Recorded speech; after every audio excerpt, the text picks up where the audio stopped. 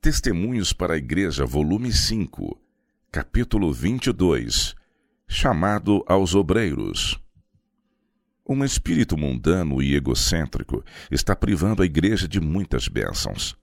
Não temos qualquer direito de supor que tenha havido uma retenção arbitrária da divina luz e poder para explicar a limitada utilidade da Igreja. À medida do sucesso que no passado acompanhou os bem dirigidos esforços, contradiz tal ideia. O êxito nem sempre é proporcional ao esforço realizado.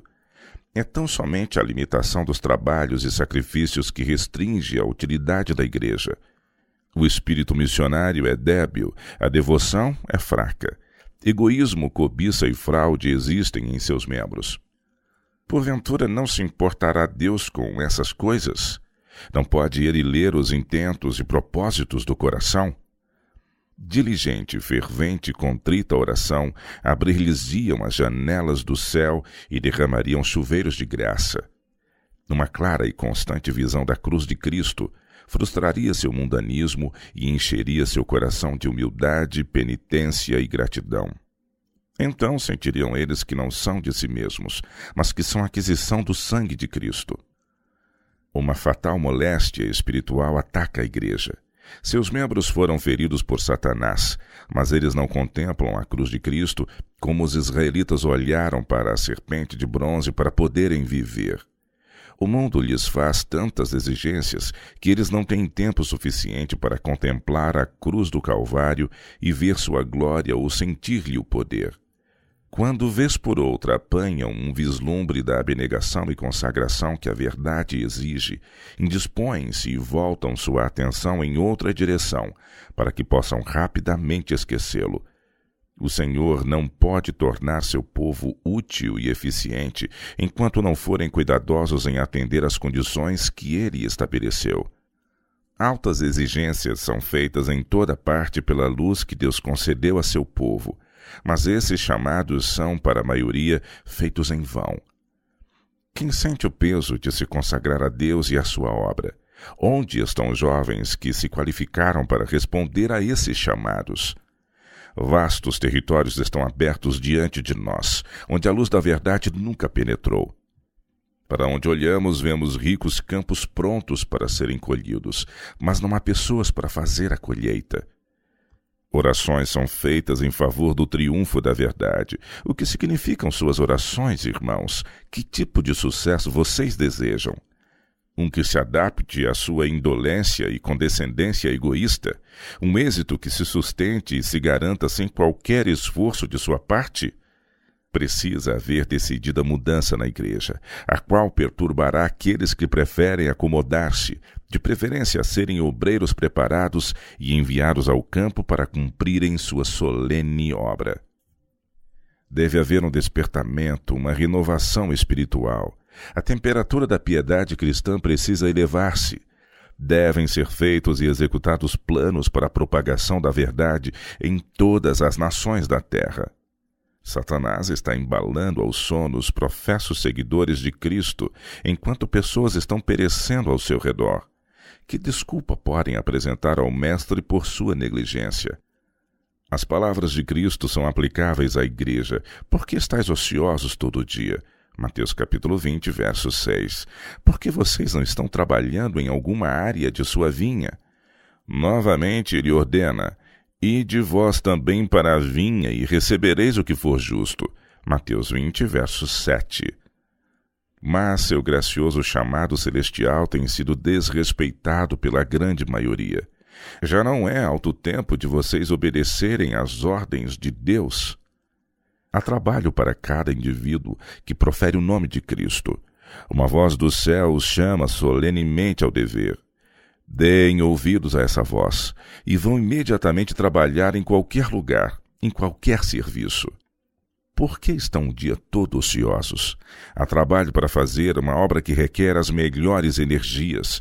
Todo o precioso momento da vida se acha relacionado com algum dever pelo qual são devedores a Deus ou ao seu semelhante, e, no entanto, vocês estão ociosos. Uma grande obra de salvação está ainda por fazer. Todos os anjos do céu se acham empenhados nessa obra. ao mesmo tempo que todos os demônios nas trevas estão se opondo a ela.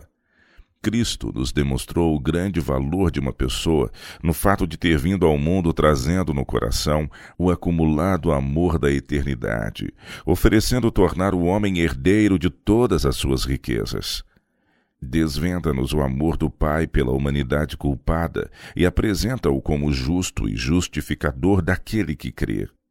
Cristo não procurou agradar a si mesmo. Nada fez ele em seu favor. Sua obra era em prol do homem caído. O egoísmo ficava humilhado em sua presença. Ele assumiu a natureza humana para que pudesse sofrer em nosso lugar. Egoísmo, o pecado do mundo, tornou-se o pecado prevalecente na igreja. Ao sacrificar-se pelo bem do homem, Cristo golpeou a raiz de todo o egoísmo. Ele nada reteve, nem mesmo sua própria honra e glória celestiais. Jesus espera abnegação e sacrifício correspondente por parte daqueles a quem veio abençoar e salvar. De cada um é requerido trabalhar para o aumento de sua habilidade. Cada consideração mundana deveria ser posta de lado para a glória de Deus. O único desejo por vantagens mundanas deveria ser que pudéssemos fazer avançar melhor a causa de Deus. Os interesses de Cristo e de seus seguidores deveriam ser únicos. Assim o mundo concluiria que eles foram separados e distintos. Em vez disso, aqueles que reivindicam ser de Cristo perseguem seus próprios fins tão zelosamente e gastam seus bens de forma tão egoísta como os de fora. A prosperidade secular vem primeiro, nada se lhe pode equiparar. A causa de Cristo precisa esperar até que acumulem certa quantia para si mesmos. Eles têm de aumentar seus ganhos a todo custo. As pessoas devem perecer sem o conhecimento da verdade. De quanto valor é uma pessoa por quem Cristo morreu, em comparação com seus lucros, comércio, casas e terras? As pessoas precisam continuar esperando até que eles se preparem para fazer algo. Deus convoca esses servidores de Mamom, preguiçosos e infiéis servos, porém Mamom gaba-se deles como estando entre seus mais diligentes e dedicados servos. Estão sacrificando os bens de seu senhor para o seu conforto e prazer. O eu é seu ídolo. Nada fazem para trazer pessoas a Jesus, que sacrificou tudo para que a salvação viesse ao nosso alcance. O egoísmo está levando a beneficência e o amor de Cristo para fora da igreja. Milhões pertencentes ao Senhor são esbanjados na satisfação das concupiscências, enquanto seu tesouro é esvaziado. Não sei como apresentar esse assunto a vocês da maneira como me foi mostrado. Milhares de dólares são gastos cada ano para atender ao orgulho do vestuário. Esses meios deveriam ser usados em nossas missões.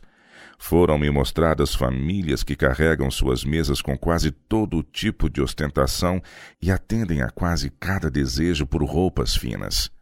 Seus membros estão envolvidos em negócios prósperos ou auferindo bons salários, mas quase todo o dinheiro é gasto consigo mesmos ou com outros familiares. Essa é, porventura, uma imitação de Cristo? Que peso sentem eles para cuidadosamente economizar meios e negar as próprias inclinações, a fim de fazerem mais pelo avançamento da obra de Deus na terra? Se o pastor Andrews recebesse os benefícios de parte desses meios desnecessariamente gastos, esses lhe seriam uma grande bênção que prolongaria sua vida. A obra missionária poderia aumentar 100 vezes mais se houvesse meios para empregar grandes planos. Porém, os recursos que Deus designou fossem usados para esse propósito são despendidos em artigos tidos como necessários ao conforto e felicidade, os quais não seria ilícito possuir se não houvesse grande carência na divulgação da verdade. Muitos de vocês, meus irmãos, estão buscando aquilo que é seu e não as coisas que são de Cristo. Supondo que Cristo habitasse em cada coração e que o egoísmo em todas as suas formas fosse banido da igreja, qual seria o resultado? Harmonia, unidade e amor fraternal seriam vistos tão verdadeiramente como na igreja que Cristo primeiramente estabeleceu. A ação cristã seria notada em toda parte, Toda a igreja seria inflamada com a chama do sacrifício para a glória de Deus. Cada cristão lançaria o fruto de sua abnegação para ser consumido sobre o altar. Haveria muito maior diligência para criar novos métodos de utilidade e para estudar como se aproximar dos pobres pecadores para salvá-los da ruína eterna. Caso nos vestíssemos com trajes simples, modestos, sem atenção às últimas modas, caso nossa mesa fosse em todo o tempo provida com alimentos simples e saudável, evitando-se todos os luxos, toda a extravagância, caso construíssemos nossa casa com apropriada singeleza e da mesma maneira fosse ela mobiliada, isto mostraria o santificador poder da verdade e exerceria notável influência sobre os incrédulos. Mas enquanto nos conformamos com os mundanos nessas coisas, parece que procurando às vezes até mesmo excedê-los em fantasiosos arranjos, a pregação da verdade não terá senão pouco ou nenhum efeito. Quem acreditará na solene verdade para este tempo, quando os que já professam nela crer contradizem pelas obras sua fé? Não foi Deus que nos fechou as janelas do céu, mas nossa própria conformidade com os costumes e práticas do mundo. O terceiro anjo de Apocalipse 14 é representado como voando velozmente pelo meio do céu e clamando: aqui estão os que guardam os mandamentos de Deus e a fé de Jesus.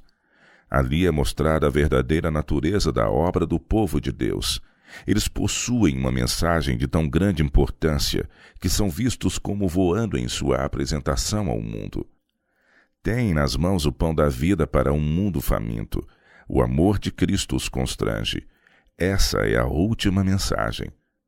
Não se lhes segue nada mais, não mais convites de misericórdia a serem dados após essa mensagem ter feito sua obra. Que fé, que responsabilidade repousa sobre todos a fim de levarem as palavras do gracioso convite. E o Espírito e a esposa dizem: vem, e quem ouve diga vem, e quem tem sede e quem quiser tome de graça da água da vida. Apocalipse 22, verso 17. Quem ouve diga vem, não apenas os pastores como também o povo.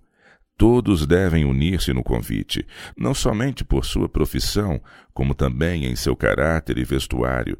Todos precisam exercer vitoriosa influência. Todos são provedores do mundo, executores da vontade de alguém que tem legado sagradas verdades aos homens. Gostaria que todos pudessem sentir a dignidade e a glória do legado a eles dado por Deus.